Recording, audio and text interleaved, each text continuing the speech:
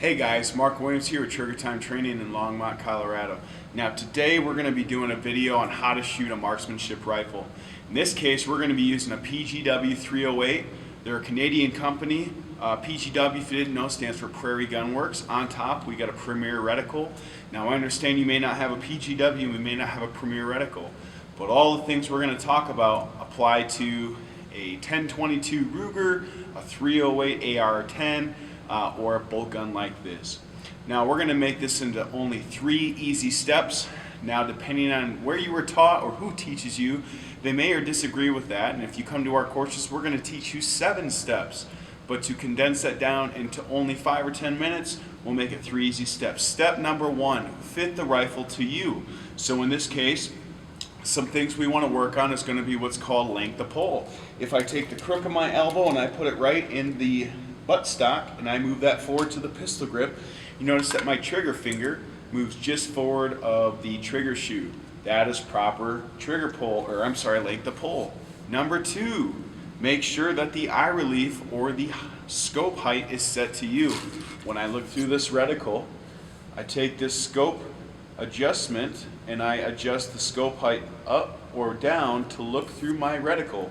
So as I look through my reticle at the target down range, I see everything crystal clear with no scope shadow or half crescents inside of the scope. Right now the scope looks perfectly centered. I see no scope shadow. I see a really clear optical vision, so I know my scope's set. From there we need to make sure that other little things like the weight of the gun, the way it feels for you, and the comfort level you have with it is there. Once you have all that set, we can go to step 2. Step 2 is position, and here I'm going to get out of where you can see me, but you can see my knee. So in this position I'm going to go to prone. I take my right knee and put it just below the right side, or I'm sorry, the center of the buttstock. From there I take my hands and I push down into position. The reason I do that is now my shoulder, my right hip, my thigh, my right knee, and my leg are all in position with the axis of this rifle. You can probably see in the screen there that my heels are down. Okay, we don't want heels up because that doesn't allow us to distribute the recoil of the gun as well. So now I know that from my heel to my hip to my shoulder, the rifle is perfectly in line with my body.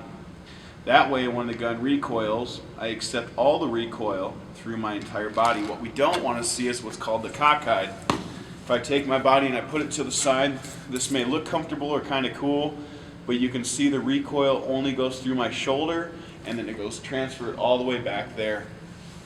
So I get straight behind the gun. Now that I'm behind the gun, we have several positions to put our hands. Again, this is step 2. This is placing the gun to our body. My feet, my hips, my knees, my shoulder are in line, but now what do I do with my arms? Well, I can do one of several things. Number 1, if I'm shooting the gun just like this, I got a bipod and nothing else. I can simply put the gun in my shoulder and I can use my left hand to adjust the rear of the stock to hold the gun high or low. If I don't have a bipod, I may choose to support the gun like such. You can see my forward hand is placed forward of the magazine and it's comfortably sitting just under the rifle. If I had a shooting bag, which I do not have at this time, I would hold it on the ground and it would adjust the bag to raise the gun higher or lower. Since I have neither of those 2 options, we're going to hold my hand to the rear just like so. Now from there, my right hand or my shooting hand, what to do with it? You can see here on this PGW, this is what's called a pistol grip design. So I'm going to hold it like a pistol. However, when we do this, you're going to notice my thumb gets placed on the right side. Now why do I place my thumb on the right side? Well, we've done a lot of research in the shooting community. What we've actually found is when you take your thumb and you place it on the opposite side of the pistol grip, we have this paradigm which is called a parasympathetic shooting response. So what happens is when you get ready to shoot the gun and just before when you're about to squeeze the trigger, you either consciously or subconsciously squeeze just a little bit harder to accept the recoil into your body. So what happens is when we do that, we actually get some torque on the rifle itself. By taking that thumb and placing it on the right finger or the right pointer finger That mitigates some of that syndrome or that complex, and we don't have to worry about it as much. So we take our hand, place it on the right side, and put my thumb just below. So up to this point, my body, I have my heels, my knee, my hip, and my shoulder in line with the entire position of the rifle shooting down range. I have my elbows out nice and wide, and because I'm supporting the buttstock with my hand, it's to the rear under my shoulder. I've taken my right thumb and I've placed it on the right side of the gun, and now I'm in a good shooting position. The final step we're going to talk about is the ABCs: aiming, breathing, and trigger control, arguably the three most important fundamentals of rifle marksmanship. Number one, aiming. I have two parts to aim in. I have sight picture and sight alignment. Sight picture is simply how we view the target through the actual reticle. So I look downrange and I observe my target, and I make sure that the reticle is placed centered and where I want to hold the actual shot to go off at. From there, I need to make sure it's properly observed through the reticle. So I make sure that my parallax, which is on this side, is set to the proper adjustment. And the way I know that my parallax is set to the proper adjustment is simply by moving it until the picture looks clear. Once the picture looks clear, I test that by moving my head up and down. Now I'm overemphasizing just slightly for you to see. But when you do that inside your scope, you're going to see either the reticle and the target you're shooting at slightly bounce. And if it's bouncing up and down, you're not in the proper position, so we readjust our scope. Again, I make sure I go up, down, left, and right.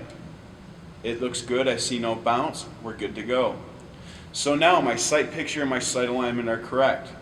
Finally, when I'm looking through my scope, where do I actually look when I take the shot? Well, you say, Mark, you look through the scope, dumbass. Yes, that's correct. But where do I focus my eye when I'm looking at the target? I could either focus at the reticle, which is right here, or downrange. Now, if you think of pistol and rifle shooting with iron sights, we always teach students to focus on the front sight. If that was the same thing here, we would be telling students to focus on the reticle. What we try to tell students to do is focus on the reticle and the target sequentially at the same time, back and forth quickly. However, when you take the shot, the eye should be on the reticle. So in this moment, my eyeball is focusing on the reticle and then relating it to the target. On the reticle, relating to the target. Once I'm ready to take the shot, I quickly relate back to the reticle and I pull the trigger and send the round downrange. So again, to review, step one, fit the rifle to you. We got length of pull, we got the gun comfortable to our position, and we got the scope relief and all of the scope looking good through our eye. Number two, getting into position. We got our feet, knees, hips, elbows, shoulders square to the target. We're not cockeyed like this. We're looking straight behind it. And finally, we're working on the marksmanship skills. We just went through aiming. Next is breathing. I'm going to overemphasize here so you know what I'm talking about. When our body breathes, we inhale and exhale. When we do that, our lungs get bigger and smaller. So I'm going to overemphasize here, and what I want you to do is watch the barrel of my rifle, and hopefully it will be big enough to where you see the difference. So here I'm going to inhale, and now I'm going to exhale. Inhale. Exhale. What you notice here is a rise and fall of that muzzle. When shooting longer distances, that rise or fall, if not consciously being controlled, can throw our shots off either high or low. So what we look to do here is make our rifle or our body consistent with where we're going to pull the trigger when we pull and when we breathe. So what we teach is we have a natural cycle of respiratory movement. Our bodies, if we're pretty healthy, go about 12 to 15 times a minute. That means I will inhale and exhale 12 to 15 times a minute. After you inhale, your body's going to stop for just a minute and it's going to exhale. Once it exhales for about 3 seconds, we have what's called the natural respiratory pause. That natural respiratory pause is the perfect time to take a shot. Let me identify it here. I'm going to do this real this time, so you won't see much movement, but I'm going to verbally tell you what I'm doing. So I'm taking a breath in, and I'm slowly letting it out. Once I'm comfortably holding it here is the perfect time to take the shot. If I can't find the shot because it's not there, I go through the cycle again. I naturally breathe in, and I naturally breathe out. And once I'm at a resting position, I take the shot. If you're shooting a match competition, a hunting scenario, or a professional shooting at a threat, that may not be feasible. So what you can do is you can take a forceful breath out. Remember, when you take a breath out, you can only hold that position for 3 to 5 seconds until you start to get some issues going on with your eyeball, some lactic acid built up in your arms, and you can no longer safely hold that position to take a threat. So to show you how to do that forcefully, we're going to take a deep breath in and out. Natural respiratory pause, and I would take the shot at this point. That's breathing in a nutshell. And finally, we have trigger control. So, step 1, fit the gun to you. Step 2, get into position. And step 3, we have 3 things: aiming, breathing, and trigger control. Now, trigger control is a skillful manipulation of your finger, manipulating that trigger, causing the least amount of movement in the rifle, so when the gun goes off, it takes a clean break and it goes to your intended target. How we do this is we take our trigger finger and we count 1 joints down here, 2 joints, 3 joints. On the 3rd joint, forward of that, roughly right where, as we call it, the sunrise of your nail bed, is located on the opposite side, is about the perfect place to put your finger on the trigger. Now when you pull the trigger, you want to make sure you pull that trigger straight back. It's important to understand that you don't want to put your finger into the trigger guard and on the trigger and push this way, causing the rifle to go to the right. We also don't want to hook and put so much finger in there that we pull back when we pull the trigger and it causes the rifle to go to the left. The other thing we don't want to get in the habit of doing is being scared of our rifle. And because we're scared of our rifle, we do what's called slapping the trigger. When we slap the trigger, we take it and we go like this to the trigger. What that causes the rifle to do is shoot erratically. We want to have a slow, consistent, precise, deliberate, and most of all, surprise trigger break. Now I've already cleared this rifle out, so we're going to do that again. We're going to talk about it. The rifle's going to go into my shoulder. I'm going to clear the rifle, and I'm going to place it on fire. Now that we've done that, we can look through our rifle, get our proper shooting position, get our aiming and breathing working. Now that we've done that, we're going to place our trigger finger on the trigger shoe. Remember, I'm only going to place the sunny side of my nail bed directly on the center of the trigger shoe. Once we do that, we're going to feel our trigger and feel if it has for any slack. That's any mechanical movement before the rifle trigger actually gets firm. In this case, this perfect Timney trigger does not. So, since we don't have any slack on the trigger, we're going to take a deep breath in and put slight pressure on the trigger. We're going to take a deep breath out.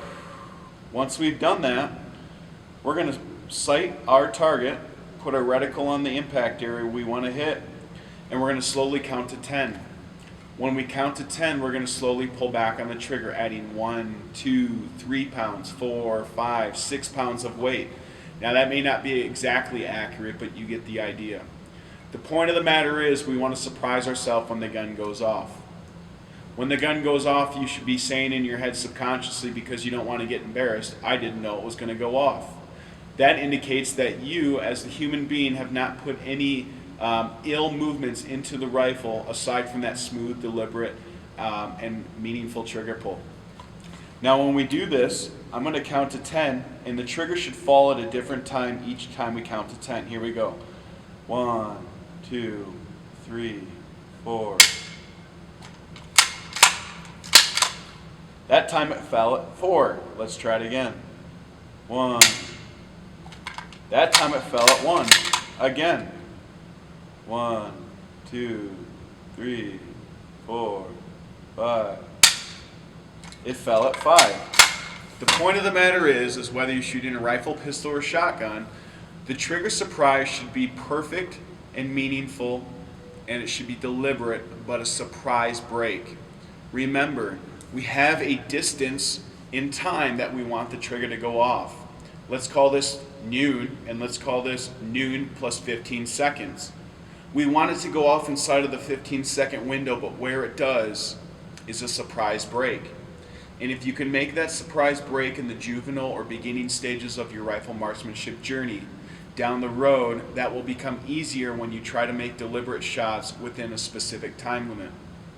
Now, I understand some of this is counterintuitive to what your grandfather or father have taught you in the past, but this is where rifle marksmanship is going in today's kind of industry. So to review, we've talked about rifle marksmanship in 3 easy steps. Number 1 is fitting the gun to you. Let me do it one final time. We take our right knee and get ready to put our right shoulder, our right hip, our right leg, and our right foot in line with the barrel. We also want to make sure that the distance from the buttstock to the trigger is correct. We also want to make sure that the eye relief from our eyeball to the eye box, or what's called the ocular lens, is correct. Once we've done that, we can move to step 2. Step 2 is hand placement. We want our elbows wide, getting 3 points of contact. We want to select a position to put our left or non-firing hand. Some of us may put it up here. Some may hold the rifle because we don't have a a bipod. And others may put it in the rear to control the stock for elevation gain. We want to take our thumb and get away from wrapping it around the pistol grip like we used to do and place it on the right side, just on top of my pointer finger. Next is step 3, aiming, breathing, and trigger control. That is simply looking through the scope and ensuring that all of the scope's adjustments are corrected to your target. That's making sure that our eyeball is focusing on the reticle and the target, but when we take the shot, it's focusing on the reticle. Next is breathing. We want to control our breathing in a mechanical way. We breathe in, we breathe out, and we have a natural respiratory pause. When that natural respiratory pause goes off, we take our shot. If because we're hunting or we need to shoot right now, we can forcefully exhale, causing that respiratory pause to happen sooner, but only for 3 to 5 seconds. Finally is trigger control. Trigger control is the most important fundamental in marksmanship, and that is the skillful, meaningful, and deliberate execution of pulling that trigger straight to the rear, all while being surprised when the gun goes off. Now, I know this is only a 10 or 12 minute video. I really don't know how long it is now. I've been talking so long. And this is not even 1/10 or 1/100th of the education you need to take well-aimed shots downrange. This is just a quick overview so you can see what's going on and test and see and make sure that you're doing the right things. Once again, my name is Mark Williams of Trigger Time Training. You have any questions at all and want to find out about our training staff, locate us at www.t3main.com. You guys have a good day, and we'll see you soon.